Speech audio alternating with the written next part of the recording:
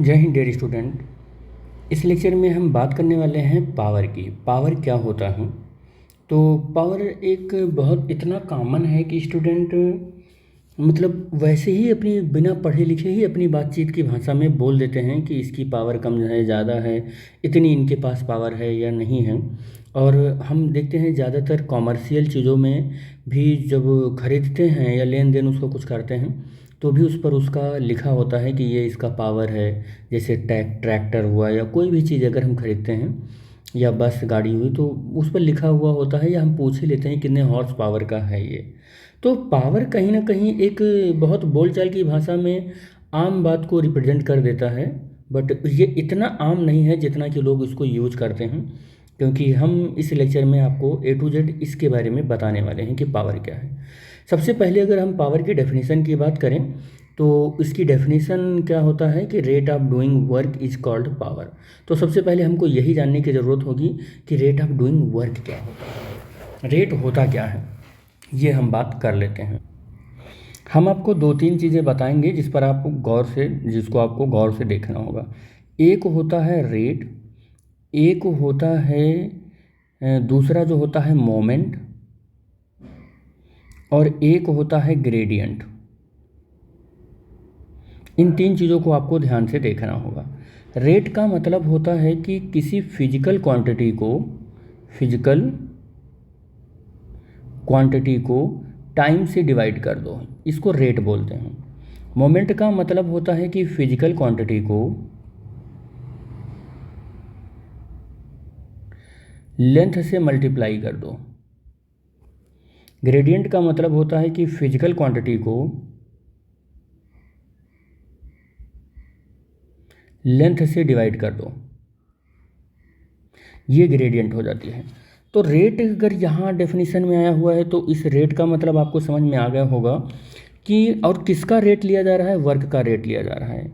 इसका ये मतलब हो गया कि वर्क एक ऐसी फिजिकल क्वांटिटी है जिसको हम टाइम से डिवाइड करके देखते हैं तो इसके इफ़ेक्ट मिलते हैं, उस इफ़ेक्ट को हम लोग पावर कह रहे हैं। उसको क्या बोल रहे हैं? पावर बोल रहे हैं। तो बेसिकली आपको कुछ आइडिया लग गया होगा कि पावर क्या है। तो पावर क्या है? The rate of doing work is called the power.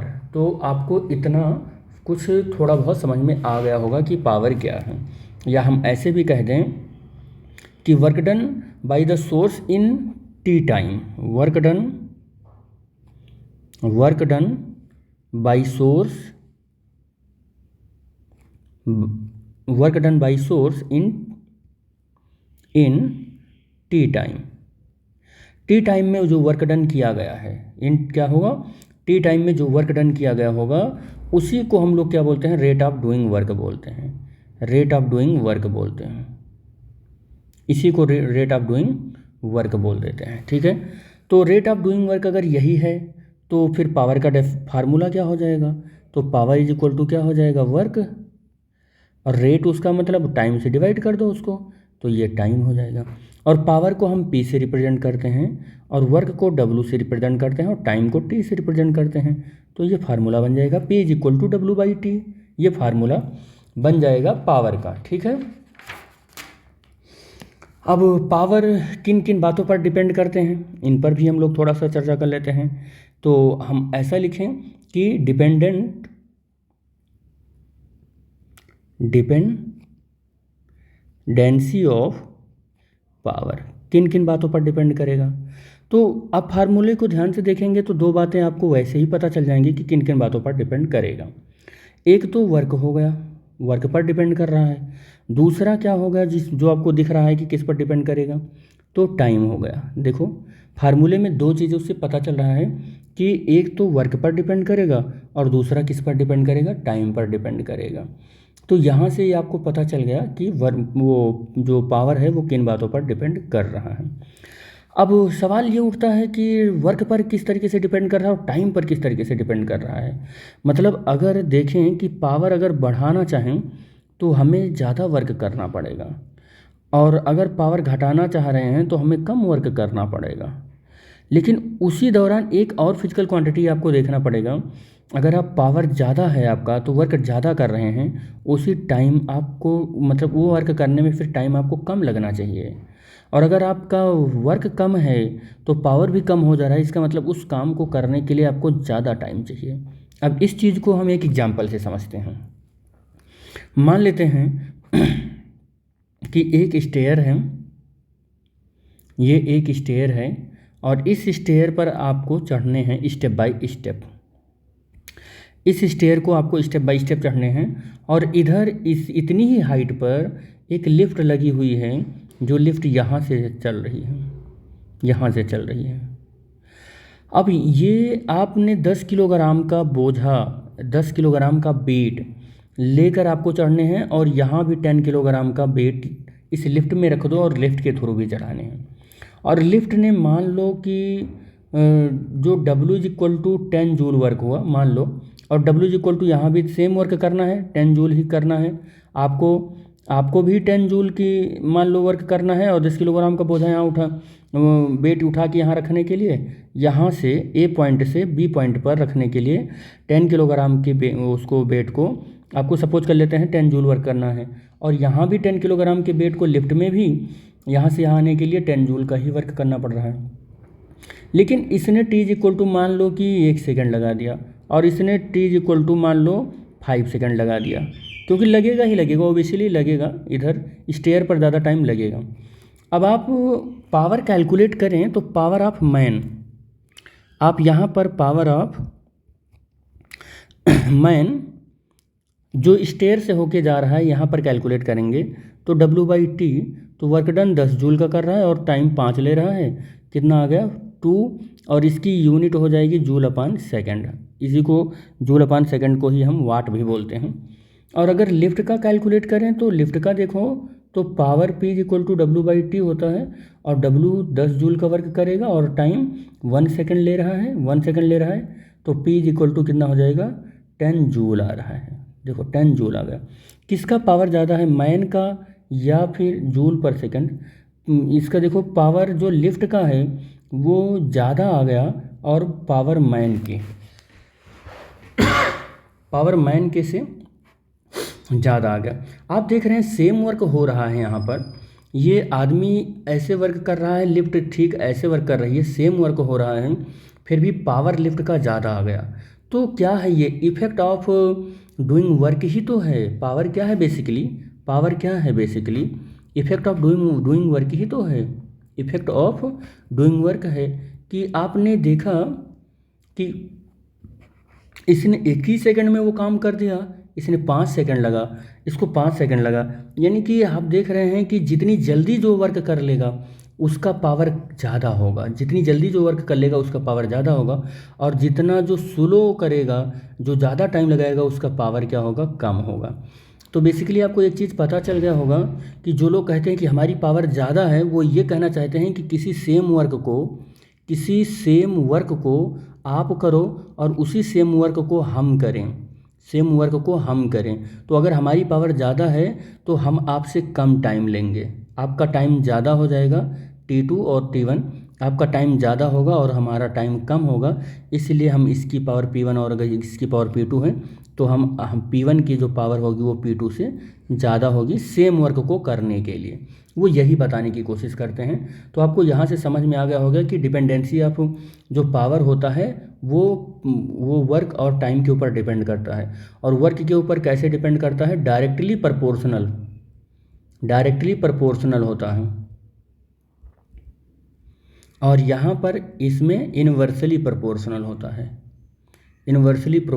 होता है, इस तरीके से डिपेंड करता है। ठीक है, अब आप वर्क पावर का आप फार्मूला चाहें तो P is equal to W/T होता है, और यहाँ से ड्राइव कर सकते हैं कि वर्क इक्वल टू होता है force into displacement upon time, और P is equal to F और इंटू डिस्प्लेसमेंट अपॉन टाइम कुछ होता है, बताइए क्या होता है, डिस्प्लेसमेंट अपॉन टाइम वेलोसिटी होती है। तो पावर का फार्मूला ये भी आपको मिल जाएगा, power is equal to F into V करके ये फार्मूला आपको मिल जाएगा। ठीक है, और याद रखना यहाँ पर V कोई ऐसा V नहीं है, यहाँ पर ये जो V है ना वो एक एवरेज स्पीड है। क्या है, एवरेज स्पीड है, ठीक है, ये भी आप याद रखना। अब यूनिट ऑफ पावर की बात कर लेते हैं, यूनिट ऑफ पावर की बात कर लेते हैं। यूनिट ऑफ पावर, पावर की यूनिट क्या होती है? तो अभी आपने देखा P is equal to W/T होता है। आप W की यूनिट लिखेंगे तो क्या आ जाएगा? जूल आ जाएगा। क्या आ जाएगा? जूल आ जाएगा। और इसकी यूनिट लिखेंगे तो क्या आ जाएगा? सेकंड आ जाएगा। तो सबसे बड़ी बात तो यही हो गया कि हम इसकी यूनिट जूल अपान सेकंड लिख लें। पहली यूनिट तो हमको यही मिल गई, जो MKS में एक्सेप्टेबल भी है, MKS में एक्सेप्टेबल भी है। और अगर आप और अच्छे से लिखना चाहते हैं तो जूल को किलोग्राम लिख दें, metre square upon second square second लिख दें, और सेकंड स्क्वायर, और इसको 1 सेकंड और है तो 1 सेकंड ये वाला भी मेंशन कर लें। तो क्या हो जाएगा? किलोग्राम मीटर स्क्वायर, थोड़ा सा ये सेकंड क्यूब हो जाएगा, और थोड़ा ये बड़ा लगेगा इसलिए इसको ना लिखकर हम लोग सीधा क्या लिख देते हैं? Joule upon second. और याद रखना 1 जूल अपान सेकंड जो होता है ना, 1 वाट होता है। 1 जूल अपान सेकंड को हम क्या बोलते हैं? वाट भी बोलते हैं, 1 वाट बोलते हैं, ठीक है। तो इसकी भी एक यूनिट हो जाएगी, 1 वाट हो जाएगा, ठीक है। अब आप कुछ बिगर यूनिट भी देख सकते हैं पावर का। तो पावर की जो बिगर यूनिट है, bigger unit of power, bigger unit of power, तो उसकी एक है किलोवाट। क्या हो जाएगा? किलोवाट हो जाएगा। किलोवाट को हम ऐसा भी लिखते हैं किलोवाट, या हम इसको KW से भी लिखते हैं। एक और होता है मेगावाट। तो मेगावाट को MW से, कैपिटल M रहेगा, याद रखना ये कैपिटल M रहेगा, तो मेगावाट भी ऐसे लिख देते हैं। और गीगावाट भी लिखते हैं, गीगावाट भी लिखते हैं। लेकिन 1 मेगावाट का मतलब क्या होता है? 10⁶ वाट हो जाता है। गीगा का मतलब होता है 10⁹ वाट हो जाता है। ये सब भी आपको पता होना चाहिए, ठीक है। कुछ स्मॉलर यूनिट भी होते हैं, कुछ क्या होते हैं? स्मॉलर यूनिट भी होते हैं। तो स्मॉलर यूनिट क्या होगा? तो स्मॉलर यूनिट में आपको पता होगा कि हम लोग क्या ले लेते हैं? मिली वाट ले लेते हैं। क्या ले लेते हैं बेटा? मिली वाट ले लेते हैं। और यहाँ पर याद रखना स्मॉल m और कैपिटल W रहेगा मिली वाट में। माइक्रो वाट ले लेते हैं तो माइक्रो में ये ऐसे लगता है और ये W होता है, कैपिटल में होता है। तो माइक्रो वाट में हम लोग ऐसे ले लेते हैं। मिली का मतलब होता है 10⁻³ वाट, माइक्रो का मतलब होता है 10⁻6 वाट, ऐसे ये भी हम लोग लिख लेते हैं। CGS यूनिट की अगर हम बात करें तो CGS यूनिट, CGS यूनिट की अगर हम बात करें तो CGS यूनिट में इसकी जो यूनिट होती है, देखो आप ऐसे देख लो, आप ऐसे देख लो, W/T होता है पावर, और इसको लिखते हो जूल अपान सेकंड। अब बताओ जूल को CGS में क्या लिखते हैं? अर्ग, और ये क्या हो जाता है? सेकंड। तो अर्ग अपान सेकंड हो जाता है। और अर्ग अपान सेकंड हो गया तो 1 अर्ग इज इक्वल टू कितना हो जाएगा? 1 और 10⁷ जूल अपान सेकंड हो जाएगा, माइनस में 10⁷ जूल अपान सेकंड हो जाएगा। समझ में आ रही है बात? -7 जूल अपान सेकंड, या 1 joule upon second equal to क्या लिख सकते हैं? 10⁷ अर्ग अपान सेकंड लिख सकते हैं। ऐसा भी तो लिख सकते हैं हम लोग, 10⁷ अर्ग अपान सेकंड लिख सकते हैं। पावर की एक कॉमर्शियल यूनिट भी होती है, तो ये भी आप याद रखें, कॉमर्शियल यूनिट भी होती है पावर की। तो पावर की कॉमर्शियल यूनिट जो होती है वो क्या होती है? हॉर्स पावर होती है। क्या होती है? हॉर्स पावर, जिसको हम शॉर्ट में HP बोलते हैं। बहुत पॉपुलर यूनिट है ये पावर की, जिसको हम HP बोलते हैं। अब क्वेश्चन ये उठता है कि ये जो है ना वो HP किसकी, मतलब किस तरीके से वाट से रिलेटेड है? तो 1 HP इज इक्वल टू, याद रखना क्या होता है? 746 वाट होता है। क्या होता है? 746 वाट, या 0.746 किलोवाट होता है, याद रखना ये भी। हाँ, एक चीज़ और मैं आपको बता दें, हॉर्स पावर कमर्शियल यूनिट आप चाहे बोलें और चाहे मैकेनिकल इंजीनियरिंग की यूनिट बोलें, आप चाहे इसको मैकेनिकल इंजीनियरिंग की यूनिट बोलें तो उसमें भी बहुत ये कॉमन यूनिट है, ठीक है। तो कुल मिला के ये पावर से रिलेटेड सब कुछ था। आपके लिए एक होमवर्क है और ये होमवर्क आप करिए। क्या करिए? हमने आपको पावर पढ़ा दिया, हमने आपको वर्क पढ़ा दिया। अब आपके लिए होमवर्क क्या है कि इन दोनों के बीच में आप डिफरेंस लिखें।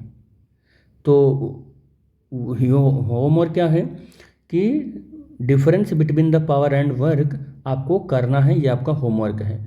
तो इस लेक्चर में बस इतना ही।